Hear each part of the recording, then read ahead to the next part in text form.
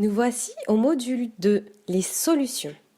Alors, dans le module 1, tu as pu faire le point sur ce qui te posait problème, tes soucis, tes échecs et blocages. À la fin du module 2, tu sauras comment contrer ces barrières et vivre plus sereinement. Faire le tri dans ta vie. As-tu déjà entendu parler des relations toxiques ? Ces personnes qui t'empoisonnent de leurs critiques, leur négativité, qui ont besoin de toi, mais qui ne sont pas là pour toi. Tu as dû en croiser plus d'une, et tu en as sûrement dans tes liens proches. Tu te sens mal quand tu vois ces personnes. Quand tu vois leur numéro s'afficher sur l'écran de ton téléphone, ton cœur se met à battre rapidement, et tu hésites toujours à répondre.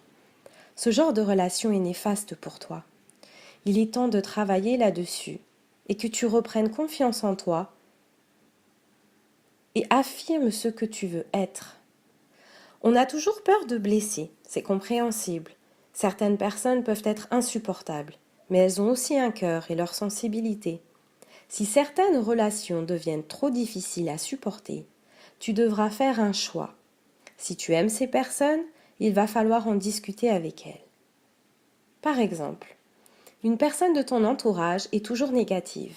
Son quotidien est fait de critiques, remontrances. Elle en veut au monde entier. Et toi, tu supportes ses états d'âme. Prends un moment avec elle. Et essaye de voir ce qui ne va pas. Pose-lui des questions pour essayer de comprendre son état. Dis-lui que tu l'aimes, mais que sa négativité te pèse et te rend mal toi aussi, alors que tu es quelqu'un d'optimiste. Montre-lui qu'il y a aussi beaucoup de belles choses sur cette terre et qu'en étant pessimiste, elle contamine tout son entourage. Fais-lui prendre conscience que si elle continue à avoir ses habitudes, elle va sombrer et faire couler tout son entourage avec elle. Parfois, certaines personnes ont besoin d'un déclic pour se remettre en question. Par contre, si elles s'entêtent, songe à mettre tes distances pour te préserver. Autre exemple. Une collègue de travail que tu apprécies, qui connaît beaucoup de monde, fait toujours appel à toi. Elle a besoin d'argent à chaque sortie et te promet de te les rendre, mais en vain. Elle te demande de dire à ton patron qu'elle est malade, alors qu'en fait elle est partie faire du shopping. Et toi, comme tu l'aimes bien, tu fais tout ce qu'elle te demande. Le jour où tu as besoin de son aide, pour déménager par exemple, elle te laisse en plan au dernier moment. C'est le genre de personnes manipulatrices qui se servent de toi pour leur propre intérêt. Tu ne peux trouver de l'amitié auprès d'elles. Tu dois t'affirmer et oser dire non. Fini les arrangements et compagnie. Tu gardes le contact, bonjour, au revoir, en toute sympathie, mais ça s'arrête là. Je pourrais te donner des tonnes d'exemples.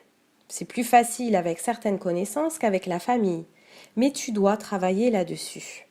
Ton avenir et surtout ton épanouissement en dépendent. Les relations toxiques sont à éliminer lorsque l'on veut améliorer sa vie.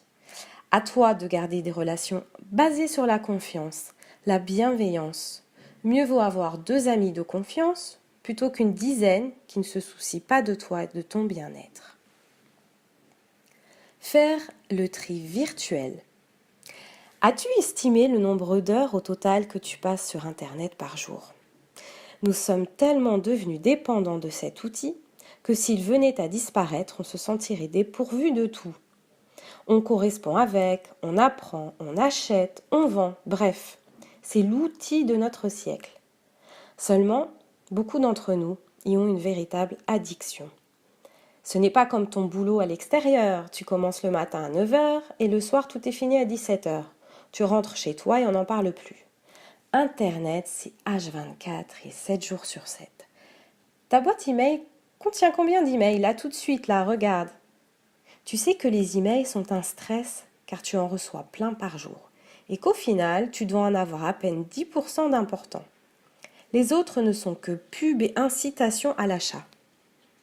Car les grandes enseignes le savent bien, récolter une adresse email, c'est le meilleur moyen pour fidéliser ses clients et pouvoir les contacter très souvent. Pour te soulager, tu vas devoir prendre un peu de temps pour désencombrer ton monde virtuel. La marche à suivre. Supprimer tous les emails non importants. Allez sur le site Unroll Me et inscrire ton adresse email. il va te montrer toutes les newsletters auxquelles tu es inscrit. Tu vas vraiment halluciner. De cette manière, tu vas pouvoir te désinscrire facilement de celles dont tu n'as pas besoin. Sache aussi que lorsque tu reçois un email d'une boutique que tu ne veux plus suivre, tout en bas, tu peux cliquer sur « Se désabonner » ou « Se désinscrire » et c'est réglé. Fais des catégories dans ta boîte email. Par exemple, tu reçois tes factures en ligne, mets une catégorie électricité, téléphone, etc. Comme ça, dès que tu reçois, tu déplaces l'email dans sa catégorie. Pense à garder ta boîte email vide. Tu en ressentiras le plus grand bien. En se désabonnant de toutes les newsletters, tu verras que ta boîte sera beaucoup plus clean. J'ai fait cela il y a des mois et quel bonheur chaque jour de ne plus avoir à passer en revue une vingtaine de mails, mais d'en avoir 3 ou 4 seulement. Arrêtez de consulter ces emails toutes les demi-heures. À moins d'avoir un mail méga urgent à attendre, privilégie 2 moments dans ta journée. Par exemple, le matin à 10h et dans l'après-midi à 16h. De cette manière, tu vas t'alléger l'esprit et ne plus te stresser. Tu possèdes un smartphone ? La plupart d'entre nous en possèdent et c'est quasi vital pour certains. Les notifications retentissent à tout bout de champ. Quel stress, tu trouves pas ? Dès que tu as un message sur Facebook ou autre réseau social, ta sonnerie retentit et tu vas voir ce que c'est. C'est comme cela que certaines personnes passent leur temps rivées à leur téléphone, en oubliant la personne en face d'elles ou de regarder le feu du passage piéton. Bref, leur vie ne tourne que pour elles et leur téléphone. La vie sociale n'existe plus, les rapports familiaux meurent, les discussions en réel également. On pourrait en écrire un chapitre complet, mais ce n'est pas le but. Alors retire les notifications de ton smartphone. Tu n'as pas besoin de savoir si un tel a aimé ta publication. En retirant les notifications, tu te sentiras déjà beaucoup mieux. Tu ne seras plus esclave de ton téléphone. Choisis un temps pour consulter tes messages. Vas-y progressivement. Cela peut ressembler à un sevrage, tout comme certaines addictions. Mais petit à petit, tu en ressentiras les bienfaits. Au début, tu peux choisir de consulter tes messages toutes les heures, pendant 5 minutes par exemple, puis toutes les heures et demie, puis toutes les 2 heures, et finir par consulter, comme les emails, 2 fois par jour. Réduire ton temps sur les réseaux va te permettre de te recentrer sur ta vie, de soulager aussi ton esprit, car vivre dans le virtuel H24, ce n'est pas la vraie vie. Tu passes ton temps assis à tapoter, cela t'amène à devenir sédentaire et peut causer des maladies. Le fait de tenir un appareil et regarder son écran cause aussi beaucoup de maux, niveau articulaire et musculaire. Combien de personnes se retrouvent bloquées avec torticolis et cervicalgie à cause du portable. Profite de ton temps pour sortir, marcher, faire du sport et retrouver ta famille et tes amis autour d'une table en partageant une bonne boisson, comme au bon vieux temps en fait. Retisser nos liens, ça n'a pas de prix. Et les notifications pourront bien attendre, car nos souvenirs se forment dans la vie réelle. C'est palpable. S'écouter et faire ce qui nous plaît. C'est la continuité de ce que l'on vient d'évoquer.